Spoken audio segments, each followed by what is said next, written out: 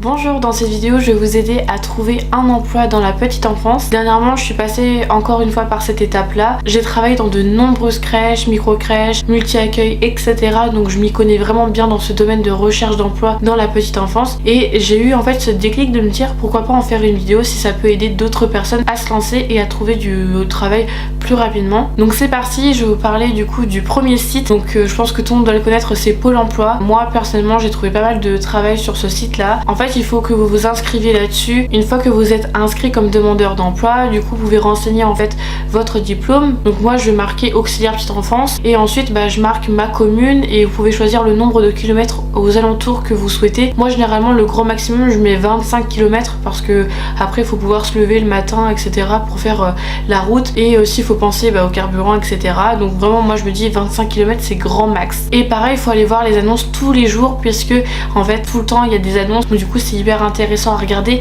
Ce qui est bien c'est que dans leur fiche tout est clair, net et précis. On sait quel type d'emploi est renseigné, donc soit CDD, soit CDI, soit en intérim. Ça peut être aussi la durée, donc ça peut être 6 mois, comme ça peut être un contrat indéterminé pardon. Ça peut être plein de choses. Vous avez également vos missions, les points positifs du coup dans ce poste là, il y a tout qui est indiqué donc c'est vraiment bien. Le deuxième site du coup c'est Indeed. Personnellement j'ai trouvé aussi pratiquement tous mes jobs aussi là-dessus, c'est vraiment trop bien, trop pratique. Pareil en fait vous marquez votre diplôme, le nombre de kilomètres aux alentours de votre ville et ensuite vous avez toutes les recherches par rapport à votre diplôme, donc c'est super bien. Et moi j'ai trouvé plein de choses. Il y a des fois il y a pas tout le temps grand chose mais il faut surveiller tous les jours. Quand vous recherchez un emploi dans la petite enfance, tous les jours il faut regarder parce que des fois d'une heure à une autre il peut y avoir un poste à pouvoir qui peut être intéressant pour vous. Le troisième site du coup c'est sur Google, j'ai découvert ça il y a pas très longtemps. J'ai marqué petite enfance, le nom de ma ville et j'ai marqué emploi à la fin. Il m'a adressé un listing avec ma localisation, tout ce qui est autour de moi, donc ça c'est vraiment trop bien. Ça répertorie en fait tous les sites qui recherchent du personnel dans la petite enfance, donc ça c'est vraiment génial, c'est un gain de temps et pareil ça m'a beaucoup aidé aussi à trouver un emploi. Donc vraiment ces trois sites là je vous les recommande à fond. Si vous avez envie de vous lancer dans la garde à domicile, donc pour garder les enfants chez des gens et également faire du ménage, moi j'ai travaillé pour O2 2 mois, donc c'était l'été, je sais plus en quelle année. J'avais pas trop aimé puisque j'avais l'impression de dépenser plus dans le carburant, avoir ma paye à la fin du mois, donc je trouve ça pas du tout équitable et en fait on est remboursé au prix du gasoil que à partir du moment où on a l'enfant dans notre voiture et on est je crois que c'est 10 centimes, je crois que c'est pas grand chose, donc franchement je sais pas si ça vaut le coup, mais si vous pouvez prendre les transports en commun et que vous pouvez le faire, sachant que vous pouvez demander en fait à faire de la garde à domicile autour de chez vous, ce qui est le plus près. Moi il m'avait mis à 30 minutes de chez moi, donc des fois je me déplaçais que pour 2 heures, donc ça valait vraiment pas le coup. Moi je me suis pas du tout renseignée par rapport à ça, j'aurais dû, j'étais à fond sur mon truc et au final je me suis pas plus impliquée que ça. Bref, en tout cas n'hésitez pas à bien vous renseigner et à demander aussi à faire moins de kilomètres mais plus aux alentours de chez vous. Également vous avez aussi de l'aide aux devoirs. Les établissements qui proposent ces services sont O2, Kangaroo Kids, Youpies et je crois qu'il y en a d'autres mais je ne sais plus, mais en tout cas moi c'est les trois principaux que je connais. Et également si vous faites de la garde à domicile mais que financièrement ça vous rapporte pas grand chose, vous pouvez également associer la prestation ménage. En gros si vous avez pas d'enfants, il y a plus de contrat pour garder des enfants, vous pouvez faire du ménage chez les personnes. Ça peut vous faire en tout cas un salaire complet à la fin du mois, donc ça c'est vraiment avantageux. Personnellement je l'ai pas fait mais j'aurais dû le faire parce que du coup ça aurait pu me faire un salaire complet. Quatrième établissement du coup c'est l'appel médical, donc là c'est une boîte d'intérim pour travailler dans la petite enfance. Moi j'ai failli du coup essayer mais j'ai eu la chance de trouver un CDI à 35 heures très vite, donc ça c'est super. Sinon je serais partie à l'appel médical puisque en fait j'ai des copines qui m'en ont parlé et qui ont travaillé pour appel médical et elles ont facilement trouvé en fait des petits CDD, des grands CDD, des CDI etc, donc c'est vraiment génial. Et parfois ça peut arriver aussi que vous ayez des petits contrats d'intérim de 3 jours, 5 jours, mais au moins des fois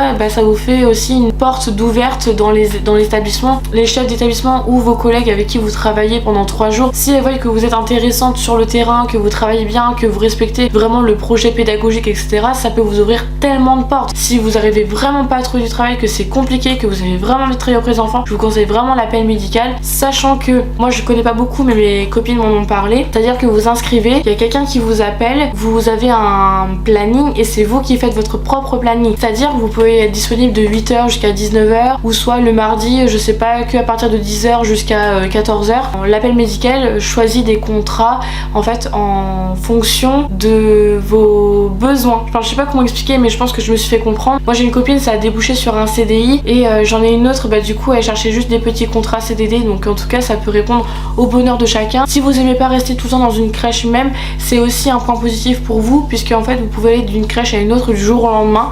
Donc si ça peut vous plaire et vous faire découvrir aussi des structures complètement différentes et trouver votre voie, franchement je vous recommande à fond. Ensuite, le 6e établissement, c'est le CCAS, donc Centre Communal d'Action Sociale. Moi j'avais commencé mes débuts en Normandie, j'avais été voir le CCAS et j'avais déposé mon CV, ma lettre de motivation, et le lendemain même j'avais été rappelée et du coup j'ai commencé à faire des petits remplacements à droite à gauche dans des multi-accueils ou dans des crèches municipales qui font partie de la ville de Caen. Et donc c'était vraiment bien. En tout cas je pense qu'on peut en trouver dans toutes les grandes villes. En tout cas si ça peut vous intéresser, franchement n'hésitez pas. Comme à chaque fois que vous postulez, vous avez toujours bien sûr un entretien pour voir en tout cas si vous êtes apte du coup à être sur ce poste là. Le 7e établissement du coup c'est le pôle petite enfance. Pareil, je vous le recommande énormément. Si vous recherchez un job, pareil n'hésitez pas, c'est le pôle vraiment fait exprès pour du coup ce domaine là. Donc n'hésitez pas, CV, lettre de motivation. N'hésitez pas aussi à vous déplacer pour montrer qui vous êtes et vos motivations, comment vous êtes, et soyez souriant et volontaire, pleine de bonne volonté pour en tout cas trouver un job. Il y a aussi les mairies que je vous recommande. Pareil, moi j'en avais donné en mairie parce que je me suis dit au cas où je tente, et puis je l'ai fait et ça a pu m'aider aussi. Et du coup ensuite le dernier point, ce que je peux vous recommander, ce qui est le mieux, c'est de faire vos CV, lettres de motivation chez vous et de vous déplacer dans les établissements. Nous on adore ça parce que on voit la personne en face, on voit si la personne est motivée, elle est souriante, elle a envie de travailler dans la petite enfance, parce que ça c'est hyper important. Et moi en tout cas c'est ce que je vous conseille. À chaque fois j'ai essayé de me déplacer, moi en tout cas pour montrer qui je suis, ce que je vaux. Pareil, moi sur mon CV je mets une photo de moi souriante pour montrer en fait qui je suis. J'essaie d'harmoniser aussi mon CV pour que ça donne envie, que ça change des autres CV. Pareil pour les lettres de motivation, je mets ma petite touche. Enfin voilà, j'essaie vraiment de faire les choses bien. Franchement je touche du bois, de la peau de singe, etc. mais ça m'a toujours porté chance. Donc j'ai toujours eu un profil qui, sans vouloir me mettre sur un piédestal, mais qui a toujours bien fonctionné. J'ai toujours eu plein de retours. La preuve étant, quand je suis revenue il y a peu en Normandie, j'avais postulé dans 3 micro-crèches, j'étais prise dans les 3 micro-crèches et du coup en fait j'ai pu faire le choix dans celle qui me convenait le plus, et maintenant j'en suis super heureuse. Donc voilà, ne désespérez pas. Moi il y a encore quelques mois je désespérais parce que j'arrivais pas à trouver en fait un job dans la petite enfance, et finalement à chaque fois je retrouve très rapidement, et du jour au lendemain en fait t'as des jobs qui apparaissent, et là c'est le bonheur. Et quand tu passes ton entretien, tu sais que l'entretien s'est bien passé, et qu'en retour t'as un appel positif, ça met du baume au cœur, ça rend heureux. Donc moi en tout cas c'est tout le bonheur que je vous souhaite. Si avec toutes mes idées, mes conseils, etc. vous arrivez à trouver du boulot dans la petite enfance, bravo à vous. Et en tout cas si c'est pas le cas, je vous souhaite encore bon courage. Foncez, continuez vos recherches et vous allez réussir à trouver. Et puis moi je vous souhaite plein de courage en tout cas pour votre recherche d'emploi. Et puis n'hésitez pas, si vous avez besoin de conseils, si vous avez besoin d'aide, etc.